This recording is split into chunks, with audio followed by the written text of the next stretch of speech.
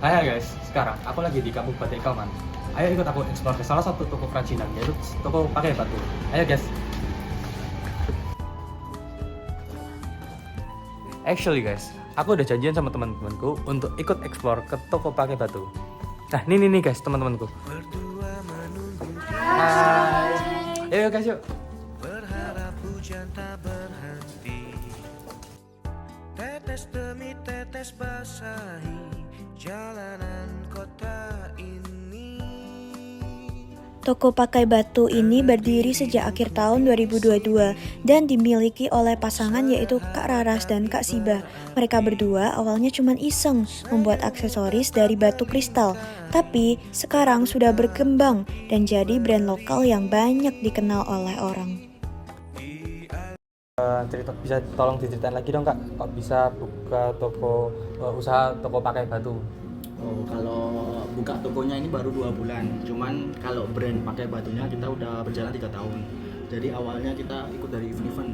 Dari eventnya di Solo yang pertama kali, terus kita lanjut ke Jogja, ke Surabaya, ke Bali, ke Jakarta. Kita sering ikut event di luar kota gitu. Terus pada akhirnya ketika kita banyak juga yang ngajak kerjasama kayak konsinyasi gitu, di titip jual di toko-toko, jadi kita supplier juga di beberapa toko yang ada di Surabaya, Solo sama Jogja. Misalnya inspirasi dari kenapa sih kok mainly-nya pembuatannya pakai material batu, kenapa sih kok unik banget gitu loh? Nggak tahu ya, awalnya emang suka pakai pernak-pernik, terutama partnerku juga suka, jadi aku kayak kenapa nggak bikin sendiri gitu. Terus selama pembuatan produksi kerajinan ini, kendala apa sih yang biasanya dialami sama Kak? Kalau kendala ya kompetitor, pasti ada kompetitor. Cuman kalau kendala kita di tenaga sama di supplier. Handmade juga nggak bisa cepet itu, sama bahan baku kita masih ambil dari luar, sama kita ada pihak ketiga dari supplier di Indonesia juga. Untuk produk lain, proses produksinya gimana? Ya kalau cincin kan yang paling cepat itu cincin sebenarnya. Kalau yang lain itu malah justru yang lama. Ada Kalau misalnya produk-produk lain kayak dompet, gantungan kunci yang gambar Shinchan, kemarin aku beli gantungan kunci yang gambar Shinchan. Nah itu apa Kakak buat sendiri atau ada orang lain, perajin lain yang titip ke Kakak? Oh, kalau di konsep toko kita ngerangkul dari beberapa brand temen kita. Jadi selain dari yang aksesori dari batu, itu dari teman-teman dari crafter lain yang ada di Solo, Jogja, Bandung sama Surabaya. Kalau mimpi Kakak ke depannya dengan partner Kakak mengenai usaha toko pakai batu ini gimana? Harapan buat toko ini ke depan? Kalau harapannya sih kita nggak muluk-muluk, yang penting sustain. Maksudnya nggak yang terlalu ramai banget terus habis itu turun sepi banget. Kita yang penting ya udah so-so gini aja, nggak yang gimana-gimana. Cuman yang di tahun ini kita pengennya di bulan Desember untuk penutupan tahun, kita pengen ada di Solo, Jogja, Surabaya sama Bali.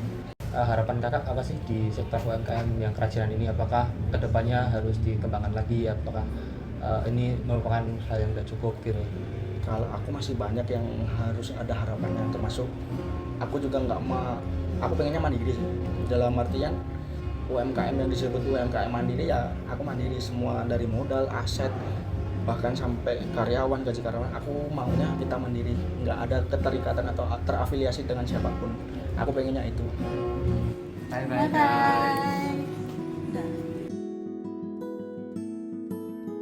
Jadi teman-teman, melalui wawancara pada sore hari ini, kita tuh bisa belajar banyak sekali hal, terutama bahwa membangun suatu usaha itu membutuhkan banyak sekali konsistensi dan juga semangat untuk terus berjuang. Dan juga kita bisa tahu satu hal, bahwa membangun suatu usaha itu tidak semudah yang kalian lihat. Nah, iya guys, apalagi toko pakai batu ini merupakan toko yang sangat unik, menggunakan material yang sangat unik, yaitu batu untuk mengerjakan atau membuat produk-produknya seperti kalung dan cincin. Nah ini tuh menunjukkan bahwa ide-ide yang awalnya mungkin tidak populer ataupun unik itu juga bisa berkembang menjadi hal yang besar jika dilakukan dengan cara yang benar. Nah ini hal unik ini malah menjadi ciri khas toko pakai batu ini guys, dan yang membuat toko pakai batu ini tambah menjadi terkenal.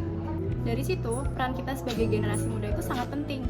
Kita bisa dukung UMKM lokal dengan cara membeli produk-produk mereka dan juga mempromosikan lewat media sosial.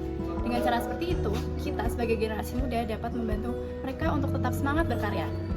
Betul banget, terkadang kita nggak sadar kalau setiap produk lokal punya cerita dan perjuangan di baliknya. Jadi, ketika kita menggunakan produk buatan Indonesia, kita juga ikut menghargai kerja keras para pembuatnya. Jadi guys, Yuk sama-sama dukung produk lokal, cintai karya anak bangsa.